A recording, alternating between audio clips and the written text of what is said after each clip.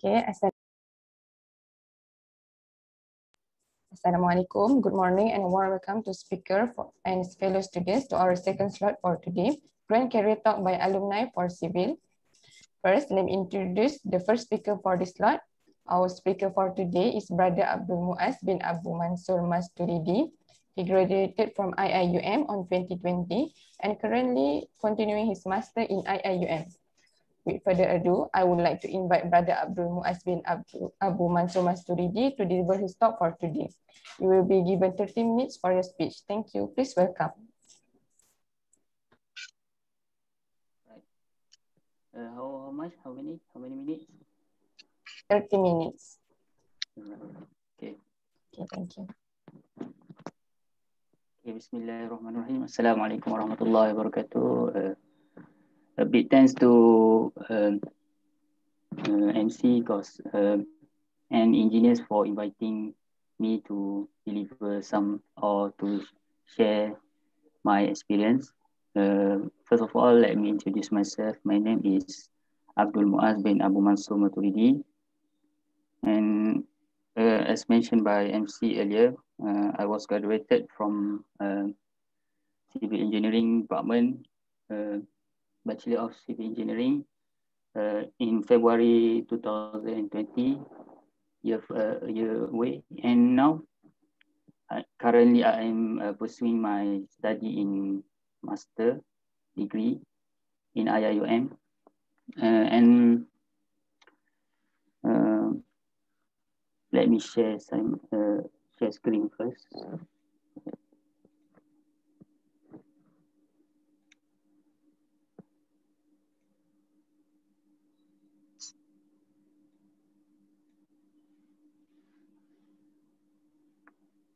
I think I want it to make like a sharing session or chit chat only. If you have any question, you can ask me. Please do not hesitate, because our gap is not too long. I just graduated last year, and I also didn't have any. I didn't gain much experience actually, but they recommend me to give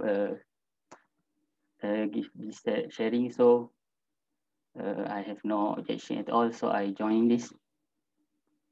And all right, this is some information about me. I am 25 years old, from Terengganu.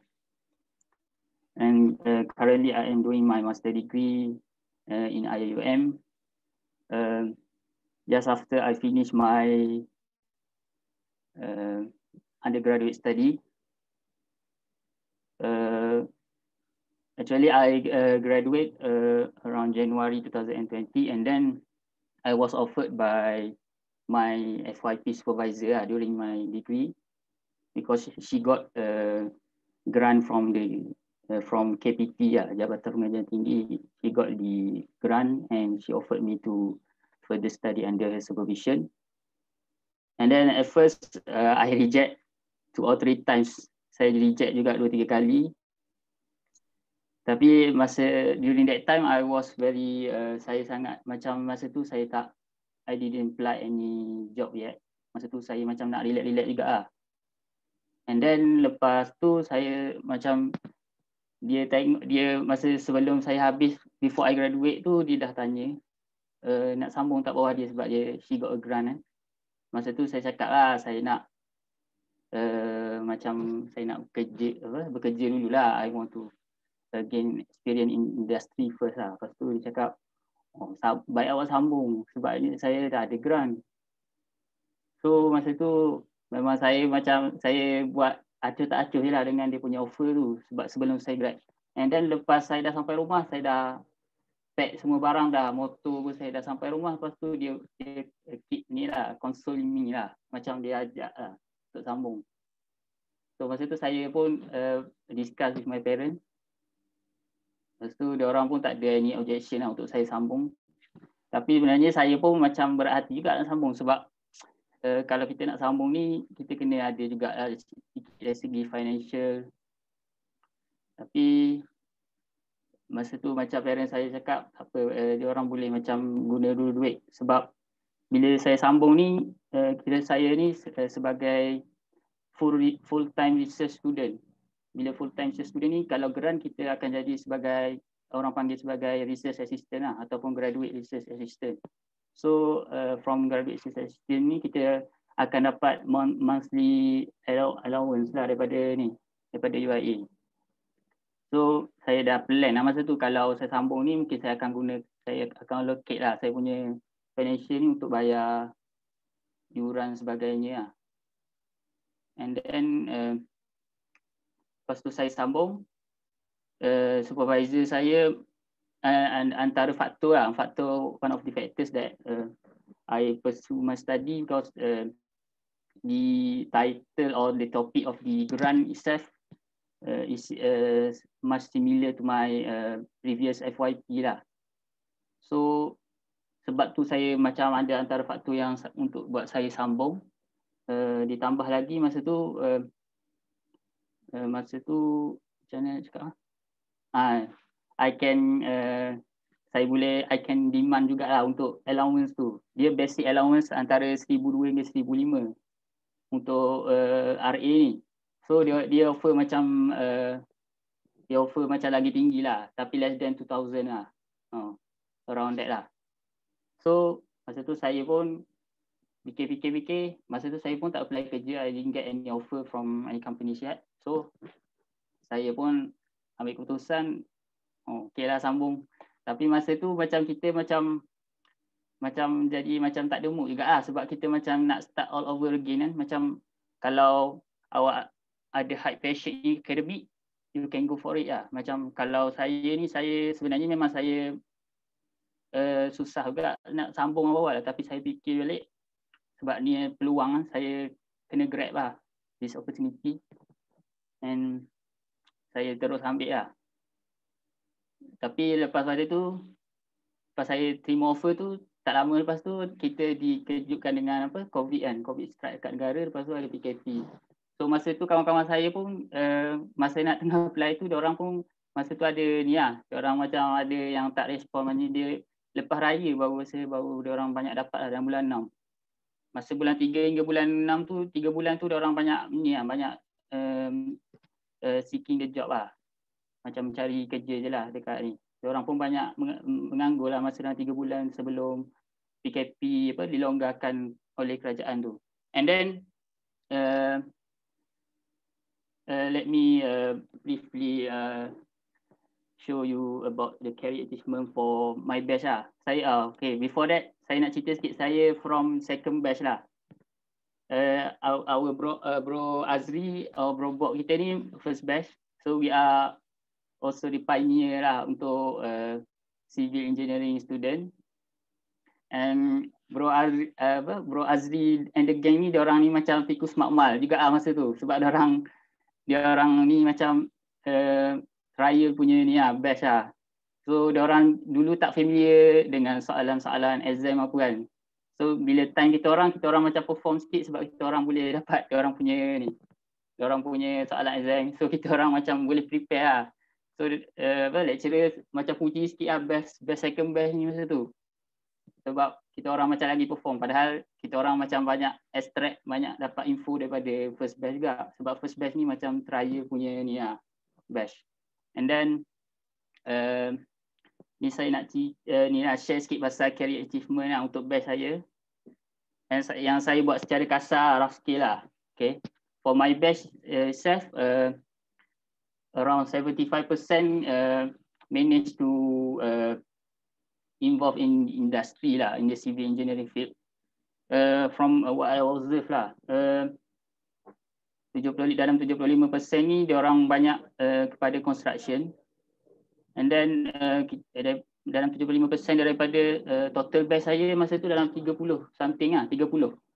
Alright, so hampir separuh yang pergi ke contractor punya company, and then less than half pergi ke client and also consultant lah. Sebab contractor memang ramai nak pakai orang, tapi kalau consultant kita bit hard lah untuk kita masuk dalam consultant punya ataupun design punya firm ni, sebab diorang lebih because they want more experienced worker lah. Sebab untuk buat design is very difficult. So kalau untuk kontraktor, dia orang dekat banyak dia orang nak pakai kerja dekat site, so they need more worker and they hire more ni lah macam graduate training.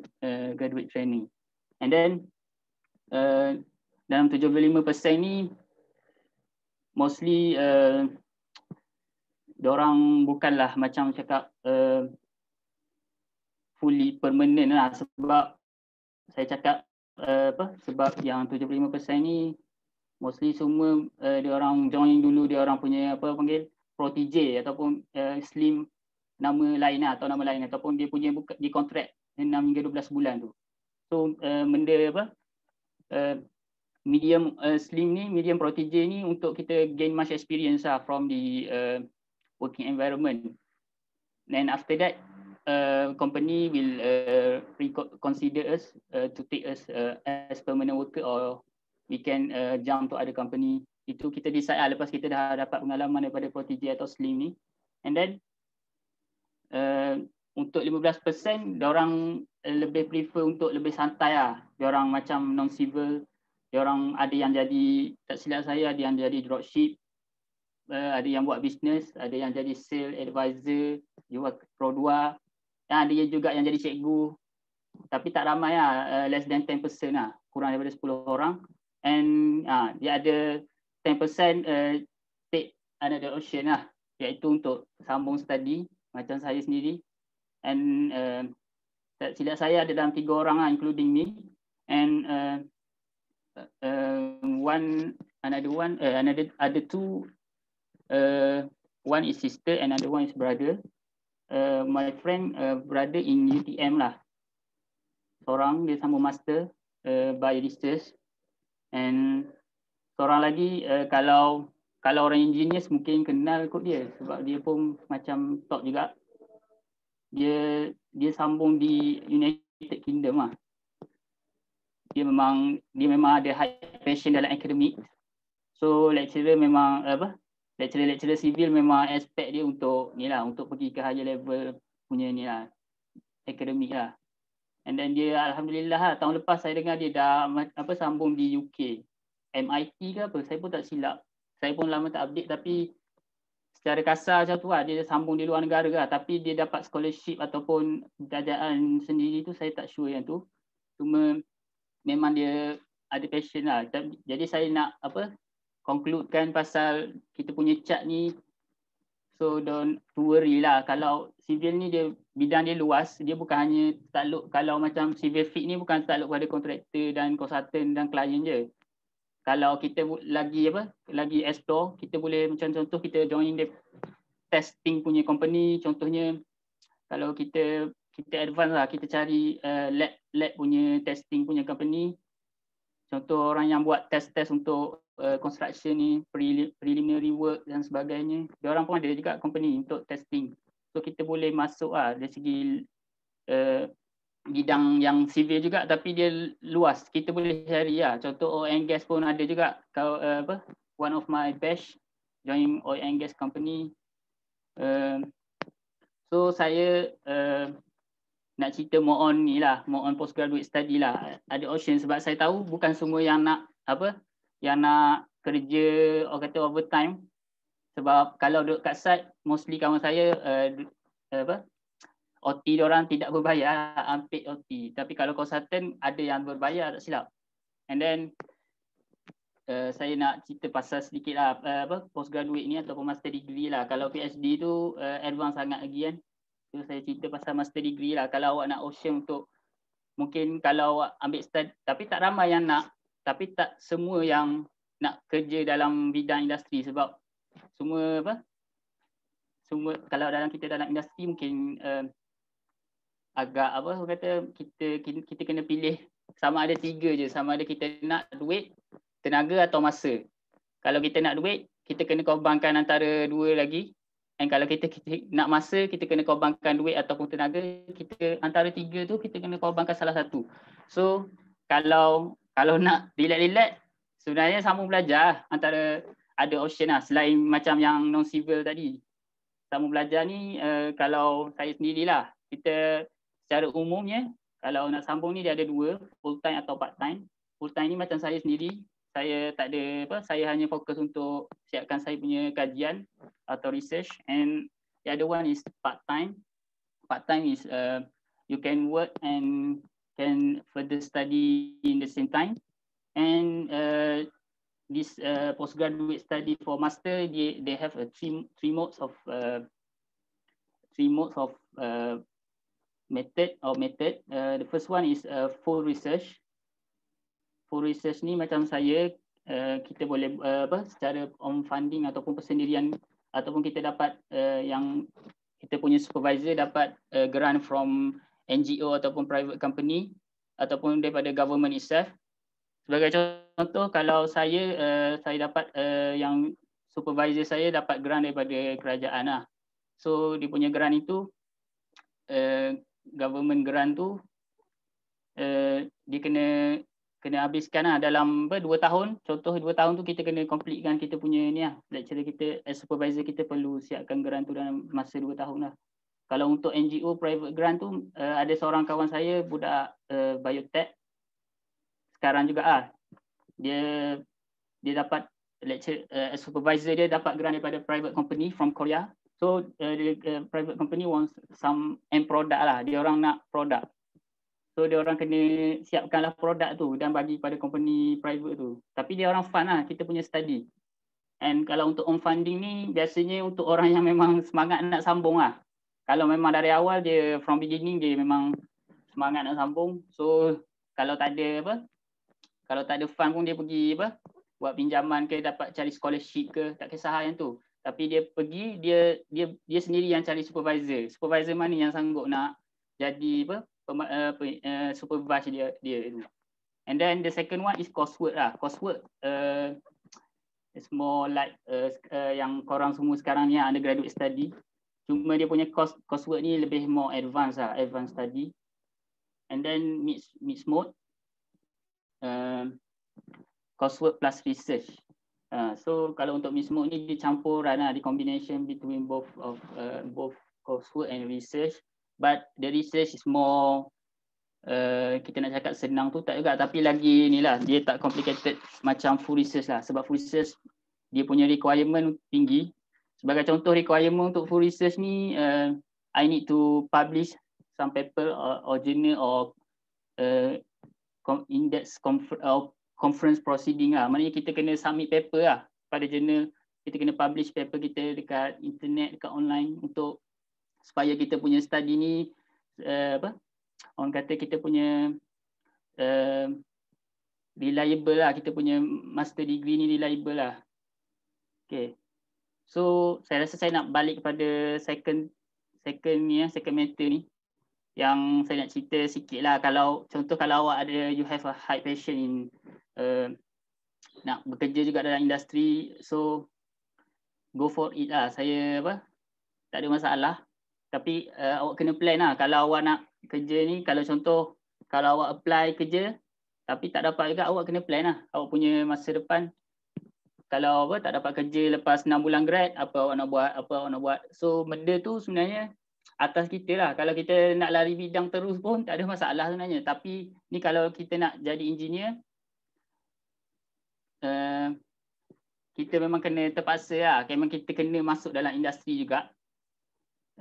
Sebab kalau kita nak dapatkan title professional engineer tu, based on my supervisor, kalau korang tahu je Dr. Ayu tu kan, dia tu sebelum dia join akademik, dia daripada industri, daripada JKR.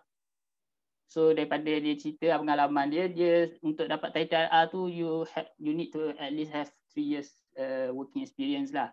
And dia nak at least 2 tahun dalam design and 1 year in site, tak silap, ataupun management lah. Tapi yang tu saya tak sure. Tapi nak dapatkan professional engineer ni, awak kena masuk dalam industri lah, macam mana pun. And kalau yang untuk macam saya ni ambil option untuk sambung study, awak pun boleh ada option juga untuk lebih kepada akademik, ataupun kalau awak nak kerja lepas habis master ke, itu terpulang pada awak. Sebab tapi untuk secara jujurnya untuk master punya qualification is very is little bit complicated lah for if you have di master degree, sebab tak banyak company, contoh startup lah, company kecil tak mampu untuk bayar. Kalau dia orang tengok macam master dia orang, mungkin dia bagi dia orang sebagai overqualified. Tapi mostly orang cakap kalau awak sambung belajar ni, tak lain tak bukan memang awak nak jadi lecturer lah, tapi itu terpulang atas masing-masing lah. Kalau macam saya sekarang ni saya dah start apply dan saya dah ada dapat macam ada juga dapat offer untuk kerja lah. And tu saya akan consider pula lah. Kita kena plan lah, tapi kita kena plan. Kalau nak sambung belajar, kita plan lah. Kita nak sambung, contoh kalau macam saya secara rough lah. Saya lepas habis belajar ni, saya nak kerja dulu. Lepas tu PhD juga, mungkin saya ada option untuk sambung, tapi mungkin lepas kerja dalam 3-4 tahun ke, at least saya nak, kalau awak nak dapatkan title professional engineer ataupun engineer, awak at least memang kena masuk dalam bidang lah. Saya rasa mungkin tu je kot saya punya sharing session. Kalau ada soalan mungkin boleh tanya. Yes. Participants can ask question in the chat box or you can open your mic. Kita buat santai je, kita tanya macam, sebab kita pun gap bukannya jauh sangat, 1-2 tahun je.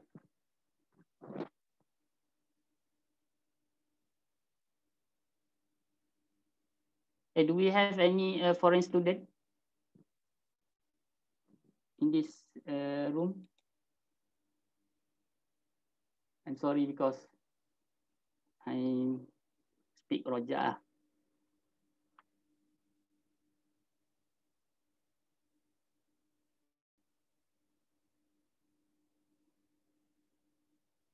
Or if you want to ask expert person after this, it's okay. Yeah, we have 2 other speaker. Okay. Alright.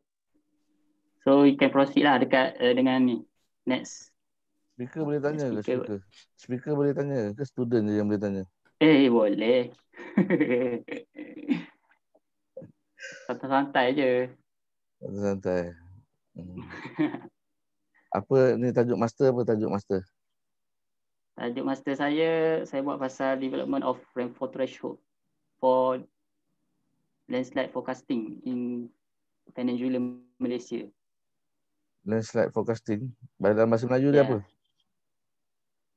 Ni lah, kita membuat threshold tu. Kita buat satu threshold apa panggil? Benteng threshold apa? Untuk kita ni lah, kita anggar ni tanah runtuh kat negara kita ni. Kat ni Semenanjung. Anggar? Anggar kita ramalkan. Meramal ke menganggar? Meramalkan. Predict lah, to predict. Ke to measurement ke apa? Mana satu yang betul? Forecasting, forecast. So ada tak elemen apa-apa yang digunakan untuk forecast? Ada hardware ke teknologi? Tak pakai advanced teknologi pun. Kita simply using spreadsheet untuk buat satu threshold. Kita ramalkan tapi kita pakai parameter hujan. Hujan je. Lepas tu tanah tu nak tahu dia runtuh tak runtuh tu. Untuk kita study juga macam geologi, type of soil yang involved dekat study area yang pernah kena tanah runtuh tu lah. Study dekat tempat tanah-tanah yang dah pernah runtuh. Yes. Lepas tu buat satu conclusion kenapa tanah tu runtuh. Lebih kurang seperti itulah. Lepas tu tak masukkan elemen-elemen lain, how to overcome the tanah supaya tak runtuh. Ada teknologi. Yang tu ada dekat kita bagi dekat kita punya conclusion lah, combination punya ni. Bolehlah galak-galak tu lah. Sekarang ni kita lebih minat kepada how to overcome. Kan betul. Kita how to overcome supaya tanah tak runtuh. So apa kita kena buat? Ya betul. So bolehlah lepas ni adik-adik yang lain buat tajuk master macam tu kan.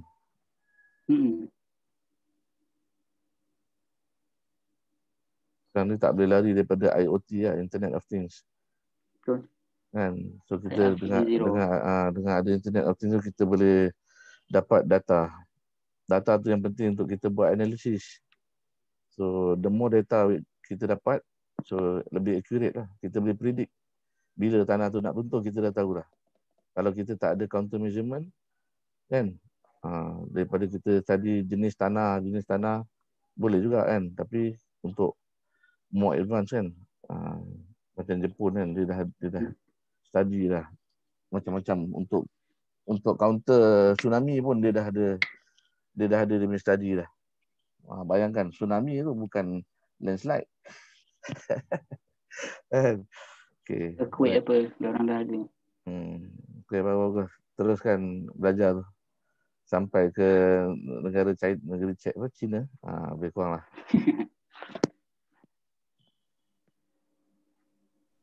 Okay, is there any question from participants? If not, we will proceed the event. Thank you so much to Brother Abdul Muaz bin Abu Mansur Masturidi for his talk. I'm sure all of us gain a lot from this speech. Okay, next I will pass the floor to Brother Muhammad Didi Hendra Shah bin Nurha Rashid. Let me introduce our second speaker. He graduated from IIUM in 2005 and is a Bachelor of Mechatronics Engineering from IIUM. He now works as a Managing Director at Hadi Venture Sdn Bhd. Please welcome. So, bismillahirrahmanirrahim. Saya seronok kalau saya nampak semua orang ni sebenarnya. Tapi saya nampak gambar aja banyak. Yang ada pun kan Muaz, Arif, Irdina dengan saya, 4 orang je. Jadi kalau adik-adik siapa-siapa yang ada dekat kamera tu boleh buka gambar, seronok sikit kan. Saya nak sharing pun seronok. Bersemangat saya. Ya, maklumlah orang dah tua kan, umur dah 40 tahun. Tak macam you all lah, umur 22, 23, 24, 25 kan. Siapa yang ada ni boleh buka sekejap. Saya nak tengok muka mana yang saya nampak boleh berjaya jauh lagi. Okey, kita santai-santai lah. Masa pun tak banyak. Ada lebih kurang 25 minit. Betul, ni Irina, 25 minit. Setengah jam pun boleh. Setengah jam pun boleh. Ambil masa Arif. Nanti Arif tak semangat pula nanti dah. Sian Arif tunggu dalam kereta lama. Tak apa. Memang 30 minutes. Okey, bismillahirrahmanirrahim. Okey, terima kasih kepada Cik Irdina selaku MC MC untuk program kita pada pagi ini. Tahniah juga kepada Muaz dan Arif kerana berjaya grad daripada UIA dalam bidang kejuruteraan civil. Zaman saya dulu tak ada civil. Dan kalau tak silap saya, dekan untuk civil yang pertama Profesor Dr. Jamaluddin ke? Ya betul. Bukan. Ni Abdullah, Prof Abdullah. Prof Abdullah Al-Mamun. Selepas tu Al-Makmun. Jamal. Lepas tu baru Prof Jamal and Prof apa ni? Maisarah. Prof Mai. Prof Kam, Dr. Kam Siah. Sorry. Okey. Kita ada empat di HOD. Dr. Jamal tu jiran saya lah. Profesor Jamal tu. Dia jiran saya. Semalam pun baru jumpa dia. Dan sembang-sembang. Ni apa ni? Subang Perdana. Kampung Melayu Subang. Betul. Bolehlah ziarah dia. Dia pun tak sihat tu. Siapa yang pernah dapat ilmu daripada dia, bolehlah ziarah guru-guru ni. Untuk mendapatkan keberkatan. Kan? Siapa-siapa yang duduk nearby. Jadi Alhamdulillah, saya tak nak cerita panjang-panjang lah sebab saya pun tak banyak cerita. Kalau saya cerita, dia 25 minit memang tak cukup. Tapi saya nak ambil poin yang penting-penting lah supaya semua orang dapat belajar. Alhamdulillah 2005 maknanya 16 tahun lepas saya grad. 16 tahun punya cerita nak compilekan dalam 25 minit ni kan, memang tak cukup lah kan. Macam mana saya boleh sampai dalam dunia civil kan, sedangkan grad dalam mekatronik kan. Yang daripada civil jadi dropshipper lah, jadi cikgu lah kan, jadi artis lah kan. Macam itu satu hal kan. Yang daripada mekatronik ke civil ni pun satu hal juga. Jadi alhamdulillah lah, ini semua sebenarnya ada beberapa faktor lah. Pertama sekali of course minat. Minat. Walaupun saya grad dalam mekatronik, saya minat banyak benda sebenarnya. Saya minat mekatronik, robotik saya minat, kontrol saya minat, bangunan saya minat, civil saya minat, design, interior design saya minat. Dan alhamdulillah semua benda-benda tu ini saya buat sampai sekarang. Saya alhamdulillah managing director untuk beberapa company. Cuma yang saya cuma saya petik dua je lah, kan. Hadi Venture Sdn Bhd dan juga IoT Sata Sdn Bhd. Okay, Hadi Venture ni kita buat civil punya business lah, civil construction company G5. G5 ni untuk adik-adik yang tak pernah tahu kan, dulu kita panggil kelas A, B, C, D, E, F. Sekarang ni bawah CIDB ada G1, G2, G3, G4, G5, G6, G7. So G7 tu kelas A lah. Saya ni Hadi Venture kelas G5 je. Tak besar pun. 3 hingga 5 juta je projek. 3 hingga 5 juta. Satu projek 3 hingga 5 juta lah. Kalau kita ada 10 projek, 5 juta kali 10, jadilah 50 juta. So kita nak jadilah macam tu kan. So itu civil lah. Yang lagi satu company IoT Sata, saya buat IoT lah, monitoring, control and monitoring. Kita dalam Malaysia ni kita the only yang Siemens German appoint kita as a training provider dalam Malaysia. Saya boleh certified Siemens punya certificate. Siapa nak IoT Siemens certificate, mai datang kat company saya, duduk training 5 hari, kita certified. You all jadi IoT punya professional. Boleh guna untuk dalam civil dan sebagainya. Jadi alhamdulillah perjalanan cerita lepas grad tu, nak cerita 16 tahun ni penuh dengan cabaran lah. Hidup ni kalau tak ada cabaran, tak ada dugaan, dia bukan hidup lah. Dia boleh kata orang mati lah. Hidup ni penuh dengan cabaran. Tak tahu, Muaz, Arif tak tahu dah kahwin belum? Arif? Dah. Dah kahwin. Bini baru seorang. Baru 3 bulan. Baru 3 bulan kahwin. Tahniah. Muaz? Muaz dah kahwin, Muaz? Belum ke? Masya-Allah. Belum. Jadi kita akan melalui lah cabaran-cabaran ni, dan insya-Allah mungkin satu masa nanti Muaz Arif akan lebih berjaya, jauh lebih berjaya daripada saya lagi. Jauh lebih saya. Jadi hari ni lebih kepada perkongsian lah kan. Jadi lepas saya grad tu saya pergi Saya pergi menguatkan saya punya rohaniat dululah. Kerohanian saya waktu tu lemah. Jadi bila saya nak berdepan, saya tahu saya nak berdepan dengan dunia pekerjaan ni adalah dunia yang orang kata lepas tu tak ada dunia lagi lah. Lepas tu betul alam akhirat je. Jadi nak masuk dunia pekerjaan ni, saya siapkan saya punya kerohanian saya lah. So apa saya buat, saya keluar 4 bulan dengan jemaah tabligh di India, Pakistan, Bangladesh. Saya kumpul duit, saya jual motor saya yang saya pakai kat UAE tu. Asalnya bapak saya pun tak bagi kan. Dia kata kau nak pergi India ni buat apa kan, sana perang, sini perang. Saya cakap bapak saya, dia kata ayah kan, apa ayah nak semua Angah dah bagi. So sekarang ni Angah nak satu je daripada ayah. Apa dia? Izinkanlah anak dia pergi 4 bulan India, Pakistan, Bangladesh. Jadi kawan-kawan semua apply kerja, saya tak apply lah. Saya habis je last paper hari ni, saya terus pack bag saya terus pergi Masjid Sitalin. Lepas 2 minggu saya pun terbang ke India. So alhamdulillah saya dapat banyak belajar di sana, lebih kepada membina kekuatan diri lah, kekuatan dalaman. Sebab dalam kita nak menghadapi kehidupan dunia ni, Arif tahulah, Muaz kan, korang pun tahu student macam mana korang struggle nak belajar, bukan senang kan. Susah kan, kadang-kadang kita down. Saya masa belajar pun almost 10 kali juga saya down. Sampai saya pernah nak lari duduk Singapura sebab family saya banyak daripada Singapura. Saya pernah nak lari duduk US kan, nak duduk dengan makcik saya kat sana. Kan, kerana banyak sangat cubaan lah, terutama bukan senang lah nak menghadapi cubaan-cubaan tu. Tapi dalam dalaman kita kena kuat lah. Jadi saya kuatkan dalaman saya. Terus terang saya cakap, masalah takkan habis. Masalah dia takkan habis. Dunia ni nama lain dia adalah masalah. Nama lain bagi dunia ni adalah masalah. Jadi kalau you all tak suka masalah, maknanya you all memang tak boleh duduk kat dunia ni. Jadi how to overcome the masalah, itu penting. Kan? Sebab apa? Ialah macam saya ada pekerja, saya banyak ambil civil engineer. Tapi saya banyak civil engineer, saya ada banyak masalah. Dan menyebabkan mereka tak boleh sustain lama dengan company. Mereka akan berhenti, mereka akan lompat, ada yang berhenti tak kerja, ada yang ambil barang, nak tenangkan fikiran, macam-macam masalah. Kan? Jadi kerja tu satu perkara. Benda yang zahir ni satu perkara, benda yang batin ni satu perkara. Dua-dua tu penting. Macam angin udara kan, kita tak nampak. Kita kata tak apa, batin tak penting. Cuba angin tak ada, boleh tak kita duduk survive? Angin tak ada, tak boleh kan.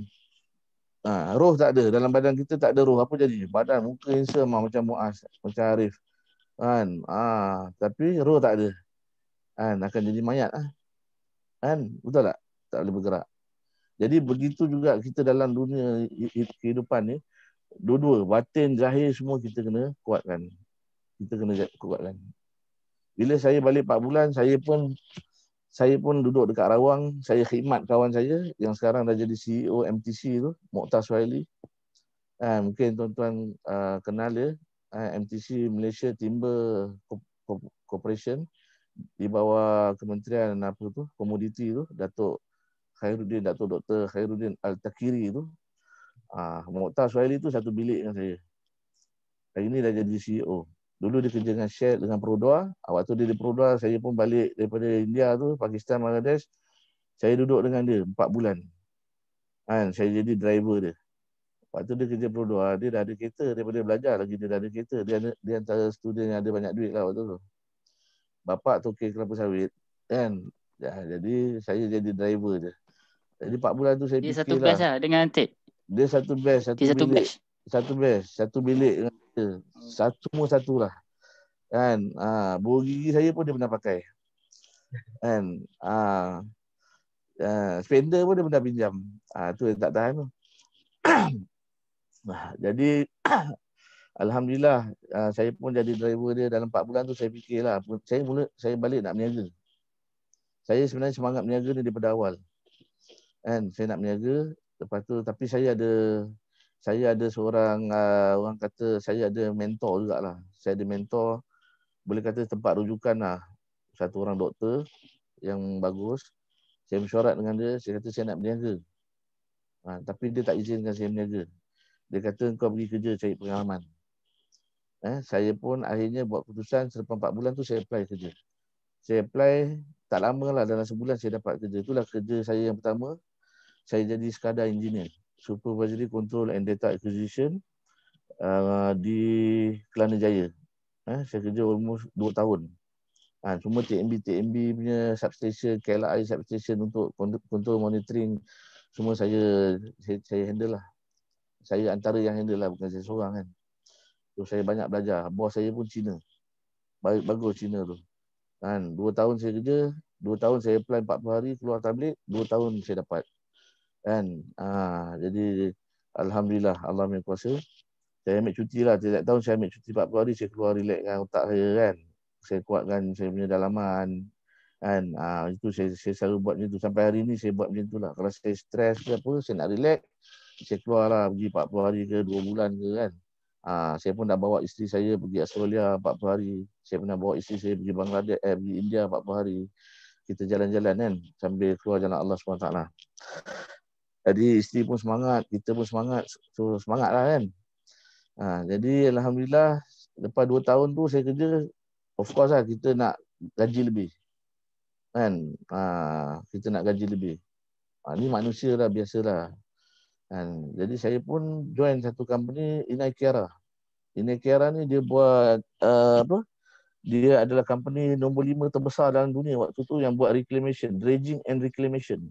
Yang buat pulau palsu, tambak laut, korek laut ni semua, ni kerja dia lah. Kan? Datuk Gulzar, orang Sarawak, owner dia. Kan? Datuk Gulzar. Jadi saya kerjalah setahun lebih. Saya tak tahan juga. Kan? Bukan pasal gaji lah. Saya boleh kaya kat situ. Saya boleh kaya. Sebab banyak sangat penyelewengan kan. Tapi saya fikir ada tak boleh lah. Nak kaya dunia memang boleh, tapi tak syok lah kan nak bagi anak bini makanan kan. Alhamdulillah berbekalkan sedikit iman saya pada waktu tu, saya tak nak bersekongkol lah dengan benda-benda tak elok kan. Jadi sebenarnya dalam dunia pekerjaan ni banyak benda yang lebih-lebih lagi akhir zaman. Kita ni berada di akhir zaman. Kita dah memang akhir zaman, tak ada zaman lagi lah lepas ni. Kita ni yang paling akhir tadi kan. Arif mungkin lepas ni tahu kan macam mana projek Arif dah kerja kan. Jadi tidak boleh tidak kan, sikit sebanyak mesti tercalit kan, tercalit. Jadi saya pun fikir-fikir kan, waktu tu saya pun tak suka dengan orang manajemen atas saya kan. Saya asyik mengumpat kan. Jadi saya pun fikir daripada aku mengumpat ni, baik aku berniaga lah.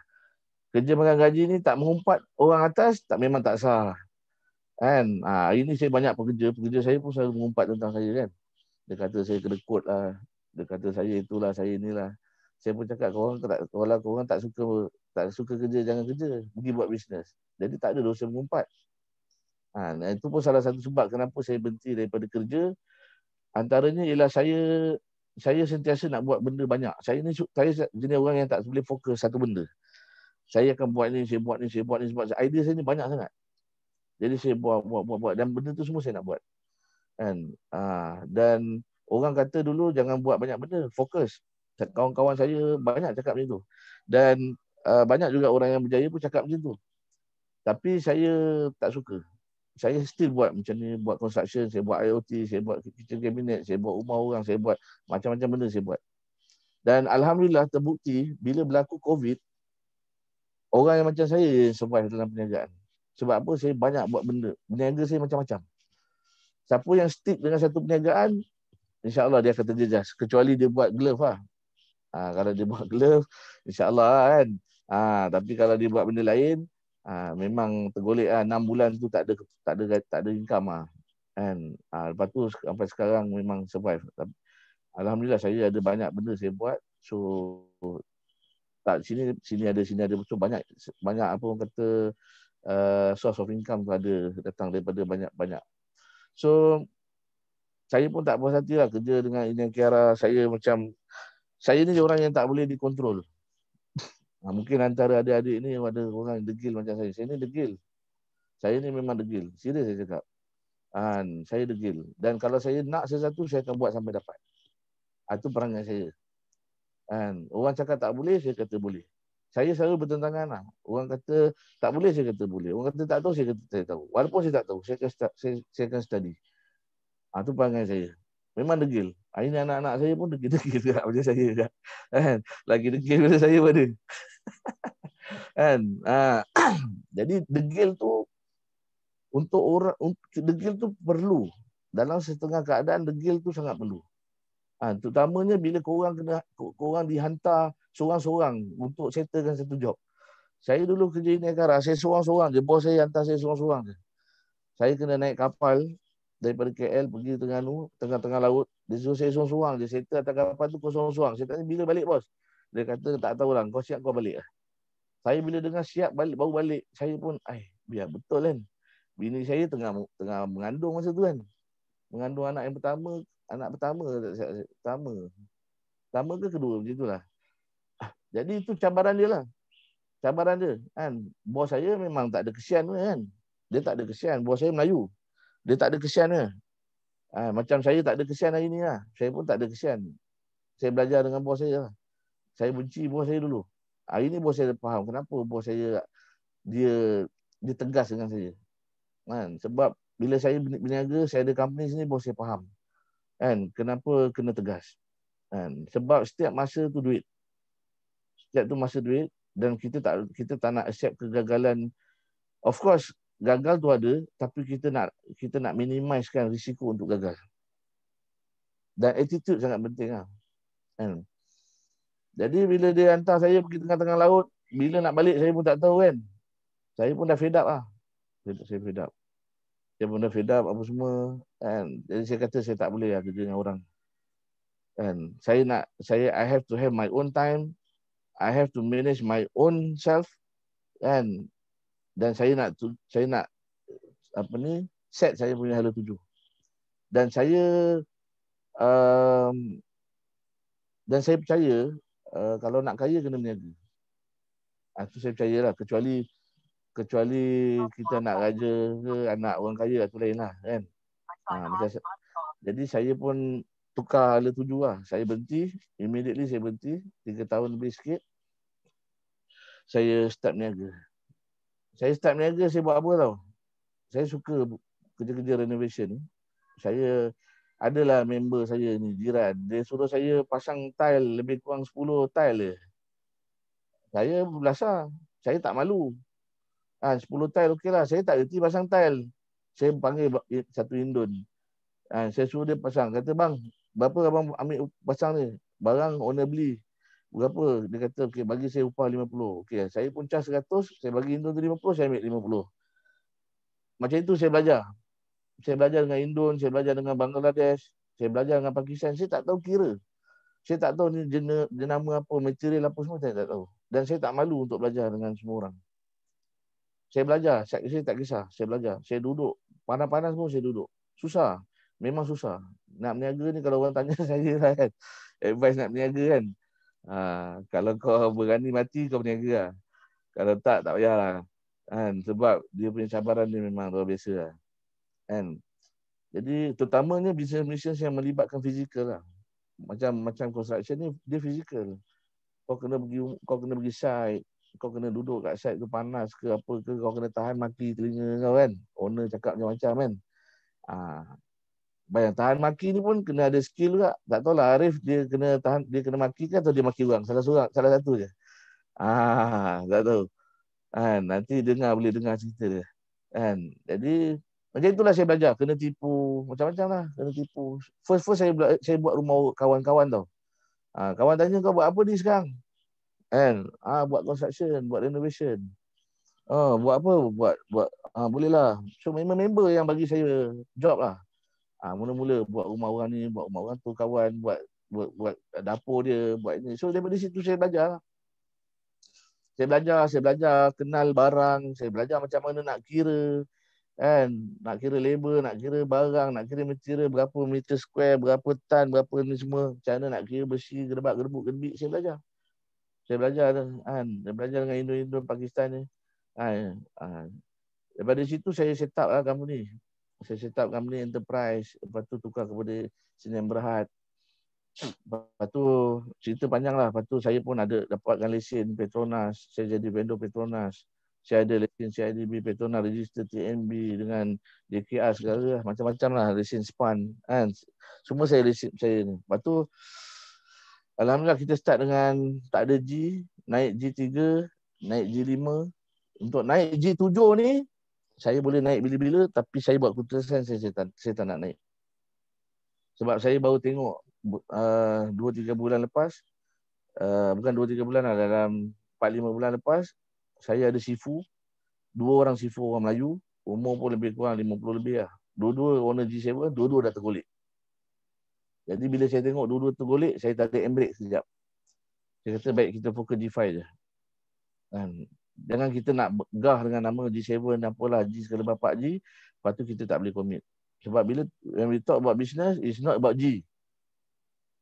It's about how you manage your business.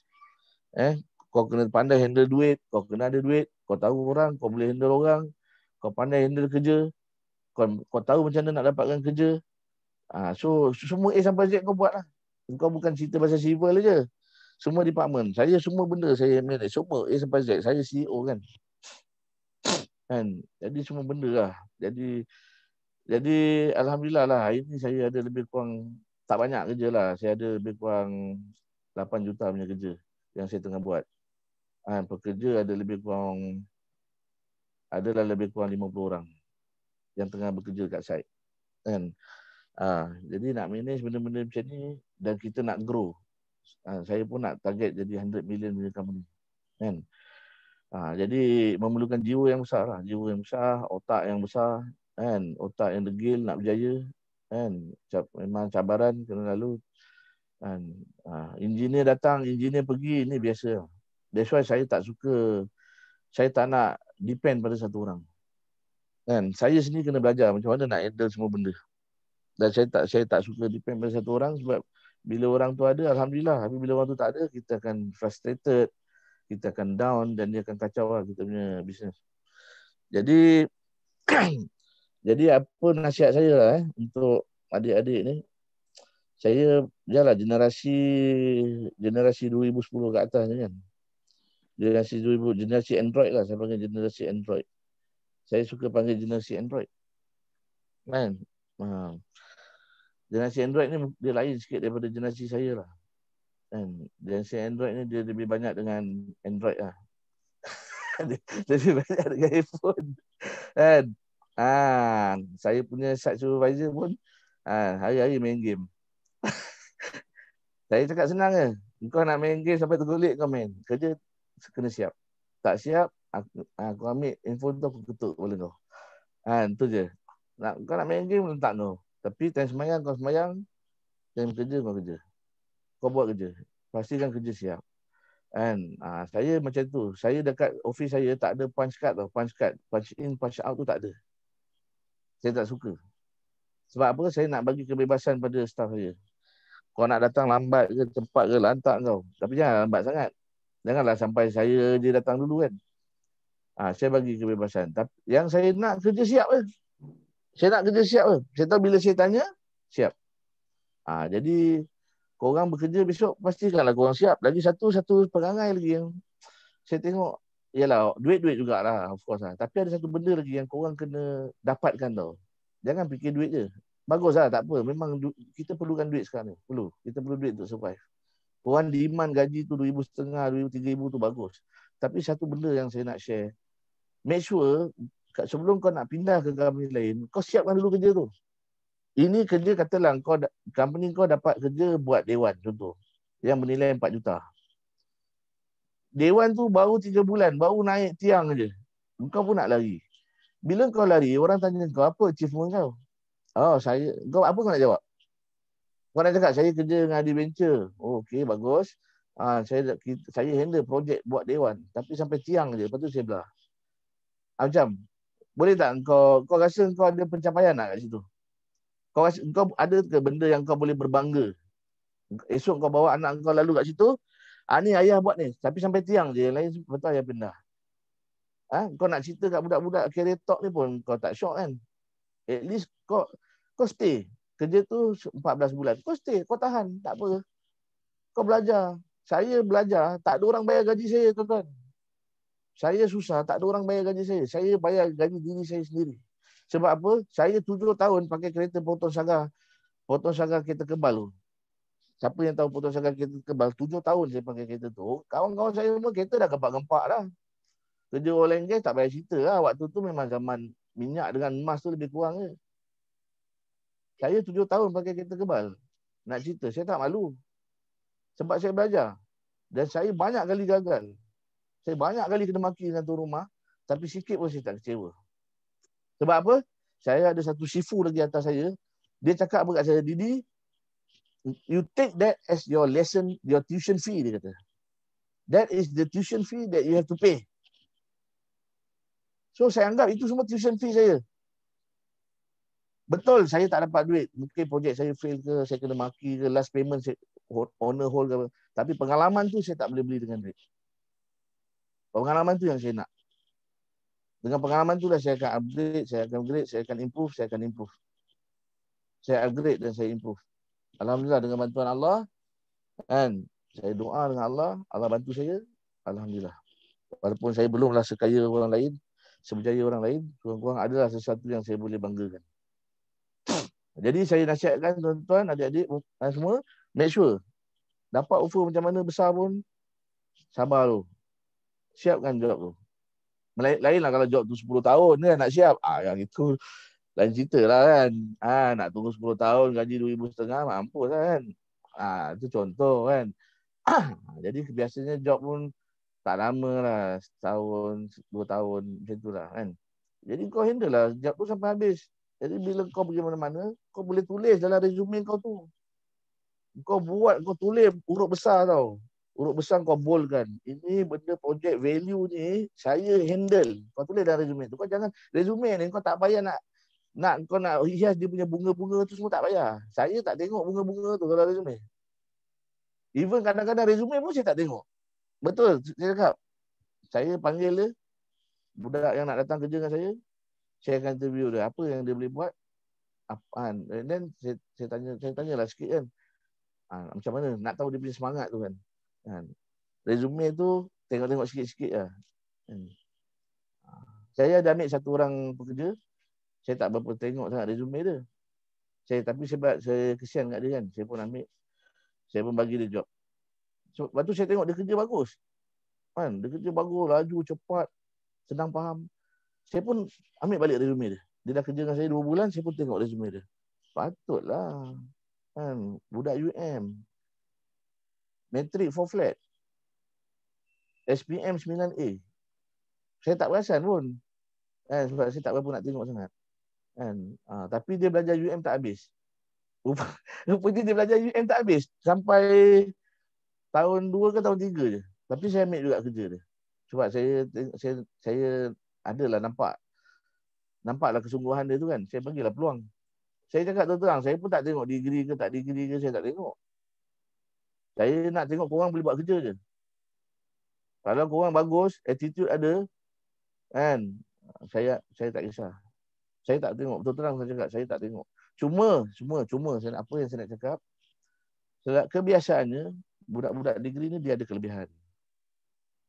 Biasanya dia memang ada kelebihan daripada orang yang tak ada degree. Dia ada kelebihan daripada dengan budak sama ada SPM ke, budak sijil ke, budak diploma ke. Degree ni dia pandai. Budak dia pandai. Dan dari segi paperwork, budak degree memang bagus. Korang ni budak degree lah. Budak-budak bawah degree ni, dia boleh jaga site apa semua. Tapi kalau minta report, kan, nak minta buat itu, buat ini semua, dia tak berapa reti lah. Tapi macam korang ni, insyaAllah, korang bagus belajar, siapa yang minat nak jadi engineer, make sure korang belajar CPM, macam mana nak buat CPM, macam mana nak buat planning. Itu pun penting. Dalam kerja, attitude, nak jaga orang, nak jaga job. Paling penting kau nak bantu bos kau jimatkan duit. Asyik kau nak belasah je duit. Bos, ini beli ni. Bos, ni tak cukup. Tu tak cukup. Ni tak cukup. Kalau kau boleh bantu bos kau supaya bos boleh saving, bos akan sayang kau. Sebab kau tahu macam mana nak bagi keuntungan pada syarikat. Walaupun kau kerja civil, engineer, bukan bisnes. Tapi kau boleh bantu bos kau. Bos, kat sini kita boleh saving, kita tak perlu pakai ni, kita boleh pakai ni, kat sini. Kau pun tak membazir, otak kau bagus. Kan? From work, kita ada 3 projek. Yang ini tak payah buang, kita pakai lagi kat sini. Sebab bos kau dia tak ada masa. Dia banyak benda, dia banyak pergi jalan je, tengok jumpa orang. Dia tak tahu apa-apa, kau lah cerita kat dia. Kau kena baik dengan bos kau, kena report dengan bos kau tu bagus. Kan? Kau cerita, itu cara kau nak excelkan diri kau dalam dunia pekerjaan. Bukan kau nak bodek. Itu memang kena bodek nak buat macam mana kan? Nanti bos kau tak suka kau, payah pula, susah. Jadi macam Iriana ada masa berapa minit lagi? Sesi soal jawab dah Kesian kat Azri tu. Arif Azri. Keras dia dalam kereta tu. Okeylah, jadi saya buka sesi soal jawab dah. Ada siapa-siapa nak soal, jangan yang susah-susah lah. Saya tak pandai jawab soalan susah-susah. Soalan matematik ke integral pun jangan tanya saya dah lupa lah. Kan? Ada soalan apa-apa? Majidah, Iwani, Nur Syahira, Irwan. Ni semua muka-muka saya tengok bakal menjadi engineer. Kan? Tak tahu lah korang. Okey, Imran. Apa dia Imran? Macam kan kalau apa yang saya rasa lah sekarang untuk kalau macam budak fresh engineer yang drive dia orang bukan dia orang lah, mungkin saya lah seorang yang akan drive saya untuk matlamat tu untuk dengan gaji, duit. Contoh kalau dah capai tahap tu saya rasa bukan itu lagi apa yang drive tuan untuk grow company tuan sendiri. Apa yang memberi semangat. Saya bagi satu clue lah Imran Saya bagi satu clue lah. Kalau awak nak jadi sebagai pekerja makan gaji lah. Awak kena mahirkan diri awak daripada A sampai Z tentang macam mana nak handle satu projek. Contohnya awak diberi tugas untuk buat satu sekolah. Awak boleh handle. Maknanya dari segi planning, dari segi semua benda lah. Awak tahu A sampai Z. Kan? Awak boleh handle orang. Kalau saya tanya teknikal, awak boleh jawab lah senang cakap. Dan awak boleh handle budak. Sampai siap. Dan saya tak pening kepala. Awak boleh kat situ lah awak sebenarnya awak memiliki satu kekuatan. Sila akhir bulan bukan awak kerja dengan dia, awak jadi partner bos. Saya cari orang macam tu. Sebab saya tak nak pening lah. Umur saya dah 40, saya nak pergi jalan-jalan je. Ini kalau sekejap telefon saya, pening kan kepada saya. Sebab tu dalam projek kita ada supervisor, and then kita ada engineer, and kita ada project manager, and sebelum sampai dekat saya, ada CEO, sebelum kat saya ada 4-5 level lagi lah. Biasanya orang site ni dia tak, yang jumpa saya biasanya engineer dengan PM je, project manager. Yang bawah-bawah ni semua saya tak berapa nak, sebab diorang pun tak ada datang jumpa saya lah. So kalau awak boleh manage projek tu daripada mula, dan awak perform dalam meeting besok dengan contoh klien JKR, awak meeting, awak present kat dia, schedule boleh cerita, barang boleh cerita, projek boleh cerita, technical boleh cerita. Bukan commercialization. Dia dua je. Satu hal commercialization, satu ialah technical. Commercialization orang macam saya kena ada, management. Orang yang duit-duit ni, CFO kena ada dalam meeting tu. Sebab itu lebih kepada duit. Tapi technical awak. Kalau awak boleh handle technical pun dah cukup bagus lah. Maknanya sampai je awak boleh handle. Of course bukan awak seorang. Awak ni jadi macam project manager. Bawah awak mungkin ada engineer, ada supervisor. Lepas tu ada budak-budak ni semua. Kalau awak boleh handle tu, dengan pengalaman yang awak ada, awak boleh handle sekolah, awak boleh buat bangunan, banglo, boleh sekolah, boleh dewan, boleh awak ada pengalaman, awak boleh handle technically. Itu pun sebenarnya awak dah boleh demand macam-macam dah. Dah boleh demand dah. Sila akhir bulan awak boleh demand untuk jadi partner sekalipun. Contoh bila job banyak lah. Kadang-kadang bukan semua company ni dia, macam mana cakap, bukan semua company ni ada job, dek. Ada company tak ada job. Kadang-kadang ada job tak tahu nak buat. Dia orang sub. Kadang ada yang owner dia orang teknikal, tapi kira duit pula tak reti. Duit tak ada. Jadi macam-macam keadaan ada.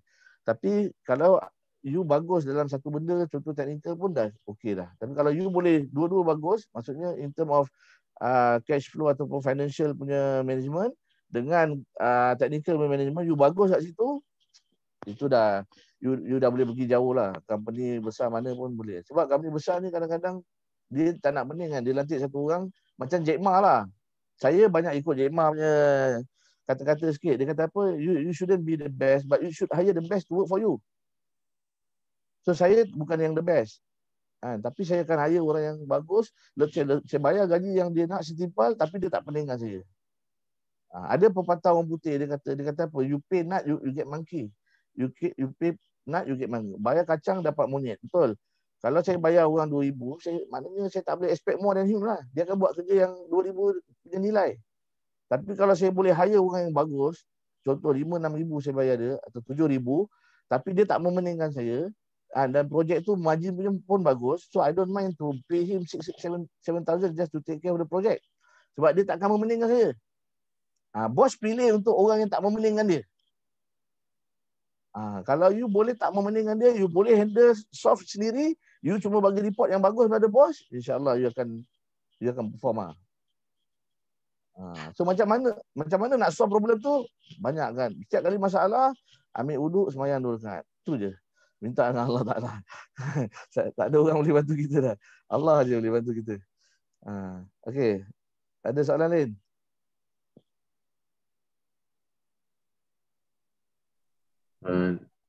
Nak tanya. Afiq, muka tak ada Afiq. Tunjuk sikit. Nanti kalau dah grad kan, nak cari kerja tu berdasarkan apa yang kita ambil time final year. Sebab final year tengok ada yang elektif, belajar pasal jambatan lah, pasal tak ada. Saya tak pernah tengok subjek dalam tu. Saya tahu dia grad civil lah, cukup dah. Bila kat situ tulis Bachelor of Civil Engineering, mana you supposed to know lah what is actually civil engineering kan. Saya tak ada masa kan pergi satu-satu subjek tengok, tak ada. Saya rasa orang lain pun tak buat benda tu kan. Okay, terima kasih. Dan lain soalan? Yang tak ada soalan ni, ada minat tak nak jadi civil engineer ke minat nak jadi online punya marketer? Bisnes online sekarang ni meletup, jual tudung, jual pencuci muka. Boleh, bagus, nak niaga, bagus kan. Nak jadikan saya partner pun boleh. Kan, tak erti nak berniaga, jadikan saya partner. Hati kena kering lah, macam abang ni, abang Didi. Oh, bukan hati je, segala-gala kering lah. Air mata pun tak ada air mata, kering lah. Lagi soalan ni Nur Syairah. Apa Nur Syairah? Awak nak jadi civil engineer ke? Saya ada seorang pekerja, dia baru masuk. Dia grad civil engineering lah. Perempuan cantik, ayu kan. Cantik. Saya nak hantar dia pergi site pun saya kesian. Sebab muka putih, merah-merah kan. Jadi kan saya hantar pergi site, hitam muka dia kan. Jadi saya tengok dia, saya tak sampai hati lah. Jadi siapa yang muka putih-putih, merah-merah tu kan. Saya ingat minta lah jadi lecturer kan. Jadi saya pun tanya dia. Di office lah, consultant. Consultant. Saya tanya awak, macam mana boleh pergi site duduk ni dengan bangla-bangla je. Sekarang nanti kan, macam mana? Lalu dia cakap, Cik Edi, saya minat, bagi saya buat, ini je lah ID. Dia pandai drawing. So saya suruh dia buat kitchen kabinet. Banyak kerja-kerja kabinet lah. Saya suruh dia lukis kan. So macam itulah. Jadi faktor muka kulit dia pun ada faktor juga. Sayang kulit putih merah-merah tu kan. Pergi site jadi hitam. Aduh. Kan. Jadi pilihlah sebenarnya kerjaya yang betul kan. Yang lain? Okay. If there is no question, we can proceed to our last speaker. Okay, thank you so much to Brother Muhammad Didi and Rasha bin Nur Harashid for his talk. I'm sure all of us gain a lot from the speech. Next, I will pass the floor to Brother Arif Azri Abdul Rahman. Let me introduce our last speaker for today. He graduated from IIUM in 2019 as a Bachelor of Civil Engineering. He now works as a civil engineer at Integrated Marine Works Sdn Bhd. Without further ado, please welcome. Okay, Assalamualaikum warahmatullahi wabarakatuh. Sebab saya tengok partisipan pun macam tak ada international student, so saya proceed dalam bahasa Melayu je lah. Okay. Sebenarnya hari ni saya boleh kata yang untung jugalah untuk yang partisipan ni, sebab boleh dengar pandangan daripada yang sama belajar, yang dah lama dalam industri macam Abang Didi, dan juga yang setahun jagung dalam industri macam saya. Okay. Jadi sebelum yang postgraduate punya cerita, saya sedikit lah yang sebelum grad punya. Untuk saya dari yang first batch civil. Di first batch ni dia punya masalah utamanya adalah tak ada senior untuk refer lah. Jadi tak ada pilihan selain daripada kena rapat dengan lecturer. Dan alhamdulillah lecturer civil pun semua masa tu bukanlah nak kata layan first batch ni macam anak mas ke apa, tapi diorang sangat mudah mesra lah. Maknanya kalau nak pergi department tu boleh pergi anytime, dan diorang layan pun tak kira masa lah. Okay. Saya grad Mei 2019,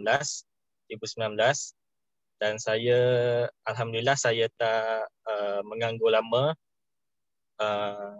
Dalam sebulan setengah saya dah dapat kerja, tapi bukan tempat yang saya kerja sekarang lah. Saya kerja mula-mula sebagai site supervisor. Saya tak ada connection apa-apa lah dengan orang dalam industri, tapi bila dah grad je, saya dari pagi sampai tengah hari sampai petang memang depan PC je, apply kerja sana sini. berpuluh, bukan berpuluh lah, beratus lah. Respon pun memang kata apa, 10 belas je yang respon. Yang panggil interview pun berapa tak sampai 10. Alhamdulillah lah, daripada yang tak sampai 10 tu sangkut lah satu masa tu. Jadi boleh terus kerja. Tapi kerja masa tu sebagai fresh grad, jadi site supervisor untuk buat kondo. Dan masa tu memang kata apa, agak shock lah sebab kerja yang kata apa masuk 7 pagi sampai 10 malam tu untuk fresh grad masa tu memang berat lah. Masa tu rasa berat. Kalau sekarang ni mungkin dah okey. Masa tu rasa berat. Jadi dalam 2 bulan je saya kata apa, job hopping lah. Tapi apa nak cakap lah, saya bagi tahu ni daripada pengalaman sendirilah. Ada orang berpendapat job hopping tak bagus, ada orang kata perlu job hopping. Jadi job hopping ni kalau kerja yang kita tak tahan dengan gaji yang kita kata tak setimpal, jadi job hopping ni perlulah. Sampai bila nak stop job hopping ni? Bila kita dah dapat kerja yang kita rasa kita buat hari-hari tu tak adalah seronok, tapi kita boleh pergi kerja hari-hari dengan tak rasa macam kata apa, tak rasa macam sakit kepala sangat lah. Semua kerja sakit kepala, tapi sekurang-kurangnya nak cari yang bayaran setimpal dengan yang kita dapat, yang kita bagi. Okay. Lepas tu macam Abang Didi tadi bila dia mention dia pernah kerja dengan apa ni, Ina Kiara. Saya rasa macam kecil jugalah dunia ni. Sebab sekarang ni pun saya berkhidmat sebagai civil engineer lah dekat Ina Kiara tu. Tapi baru sangat lagi. Dalam tak sampai 2 tahun lah. Ina Kiara ataupun Integrated Marine Works Senyap Berhad. Dia ni company yang kata apa, pemegang konsesi untuk kerajaan Malaysia lah. Untuk kerja-kerja marine, apa semua, marine construction. Jadi apa-apa yang Abang Didi bagi tahu tadi tu saya tak nafikan lah. Sebab bila company ni banyak je yang kita tengok dari luaran sangat kata apa, sangat cantik, sangat gah nama dia. Bila kita kerja dekat dalam tu baru kita tahu apa ni, tak apply pada company kecil je. Company besar, kontraktor G7 semua, dia banyak je mismanagement dalam company, apa semua, politik dalam company. Jadi kalau kata apa, saya sebagai engineer baru, saya hanya fokus, masa saya fokus pada kerja saya lah, teknikal apa semua. Saya tak apa, bukanlah kata tak ambil peduli apa yang berlaku di peringkat top management dan semua tu. Kalau ada mismanagement, penyelewengan duit, politik apa semua tu, daripada orang-orang yang lama dah bekerja, kita bila kita lepak sekali kita akan dengar lah. Tak adalah kata kita kata apa, pejam mata buat tak tahu apa.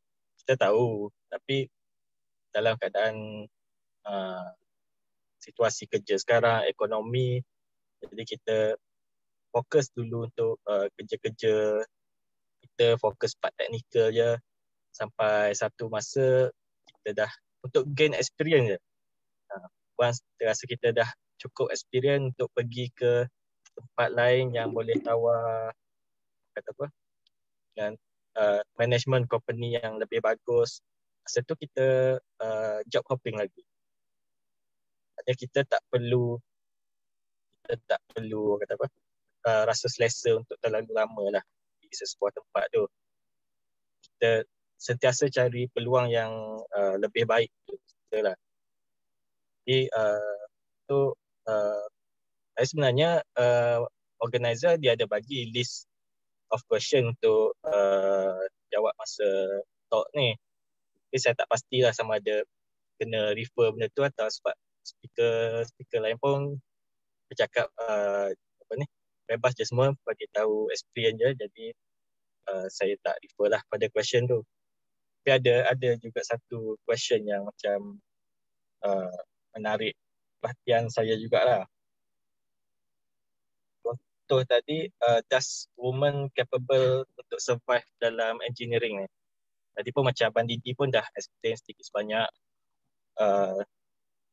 Dia bila nak kerja dalam engineering ni, dia satu je, interest. Kalau interest, passion.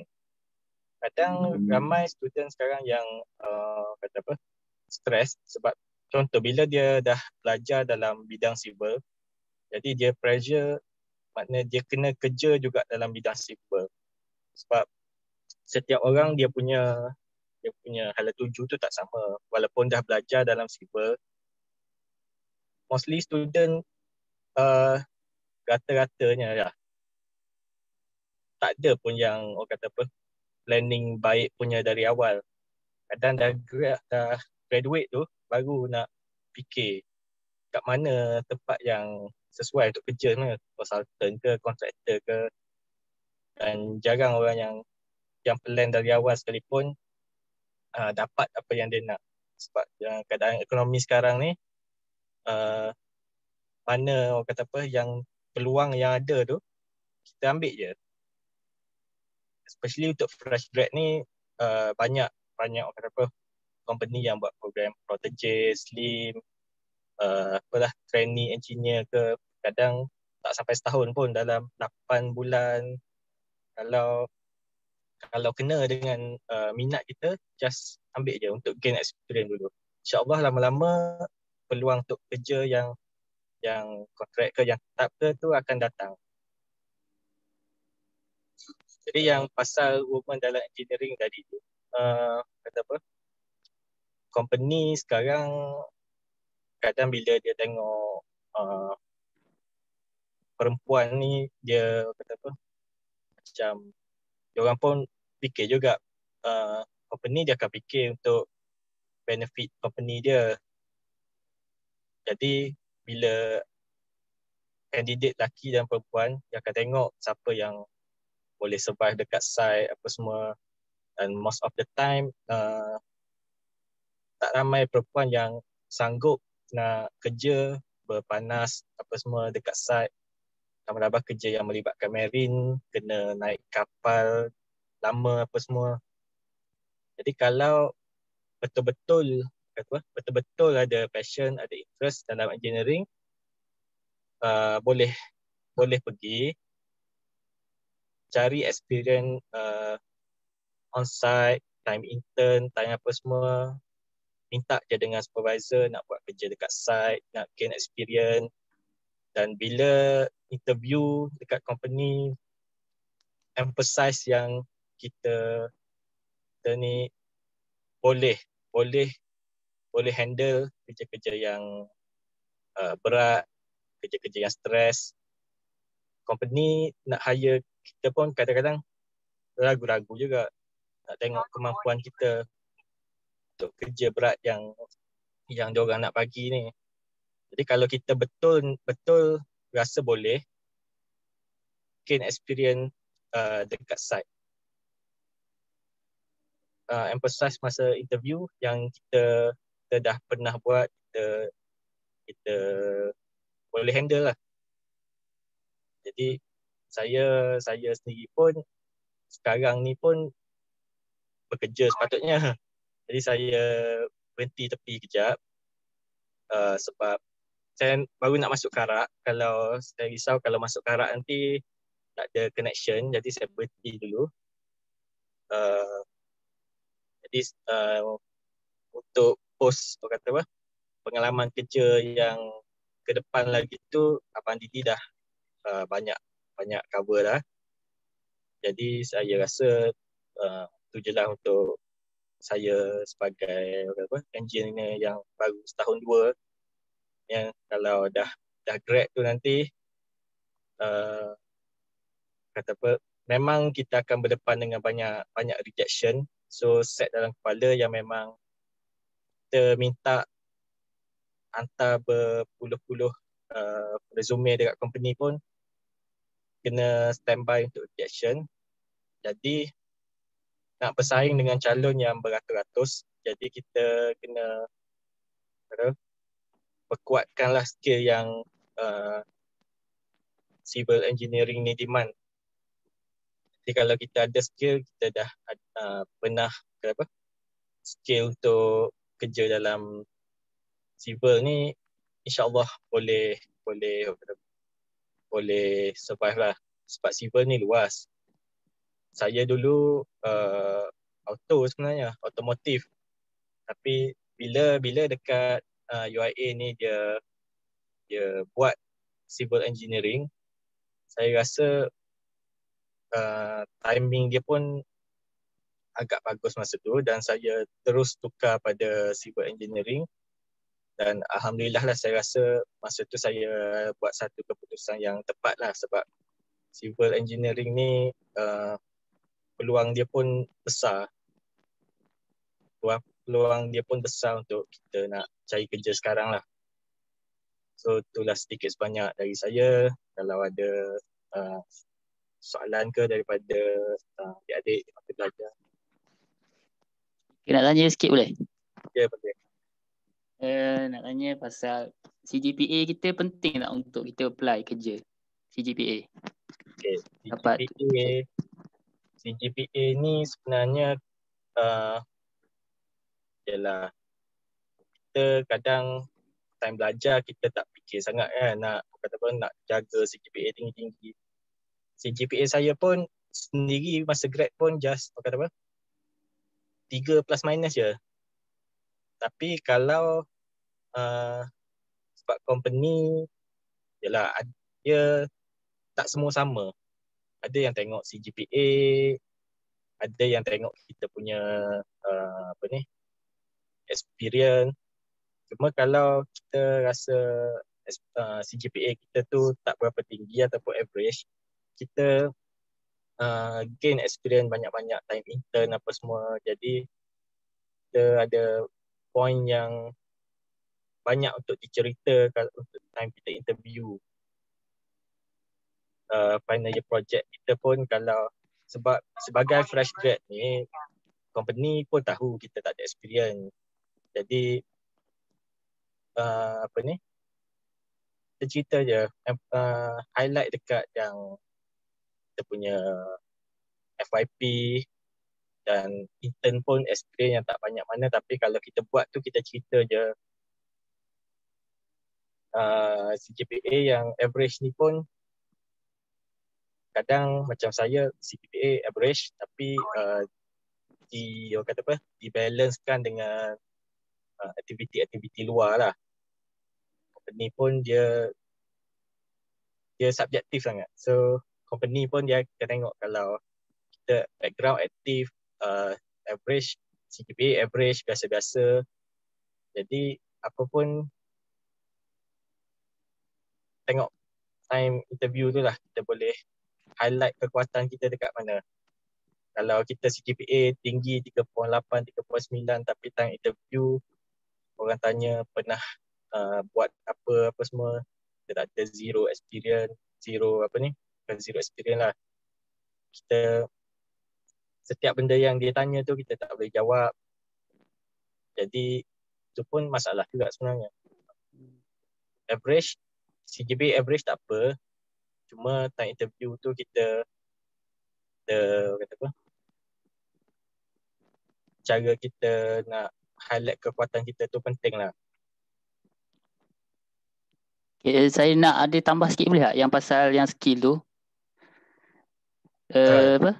Sebab ada yang saya rasa ada sister first batch dulu dia cakap lepas dia grad tu cara dia untuk tambahkan skill dia macam dia ada attend online course macam ada design company buat macam ada kursus lah untuk design structure building semua dia join benda tu.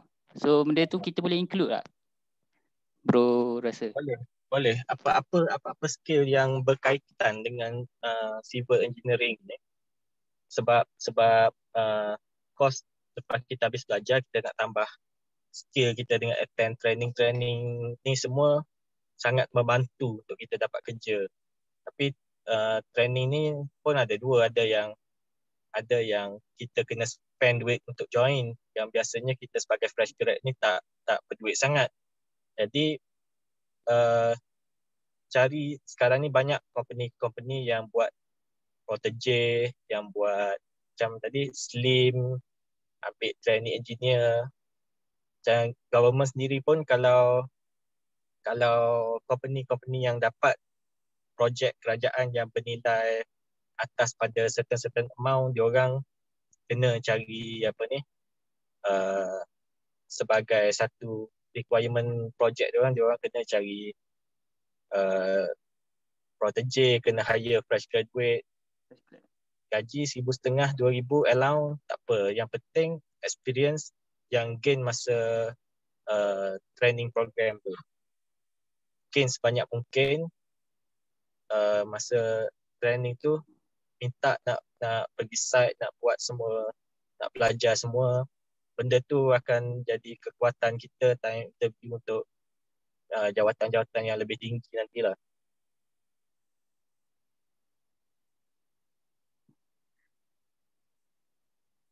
Ada soalan lagi?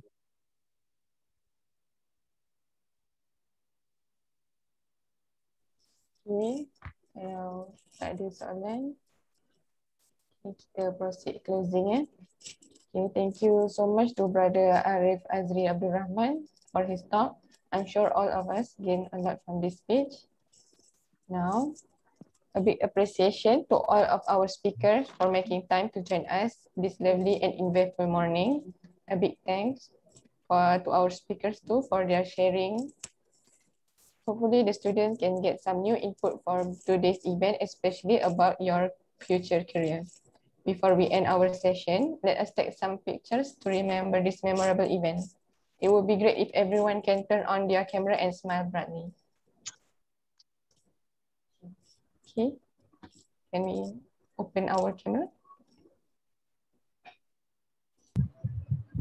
Sorry, ready everyone?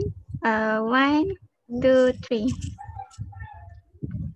Okay, just wait for a while.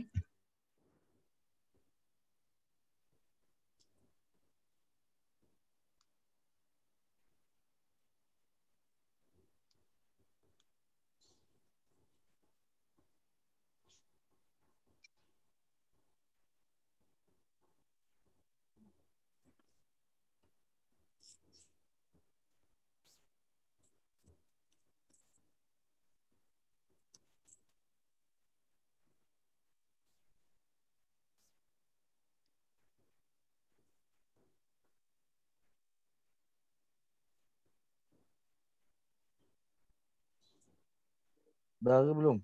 Tak sabar ni. Tak sabar nak senyum ni.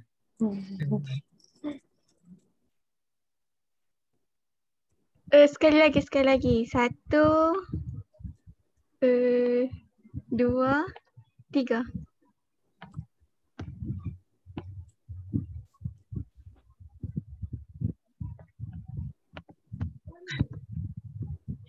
Kucing Siti Nursuleha ni macam Nilofa pula. Semalam baru nikah dengan Nilofa. Sorry. Okay dah. Terima kasih. Okay, thank you. Okay, insyaAllah with that, we end our event with Tasbih Kafarah and Surat As. You may leave the meeting now. Thank you. Thank you to the speakers and participants. Okay, good luck untuk semua. Terima kasih Thank semua. you. Terima kasih. Engineers.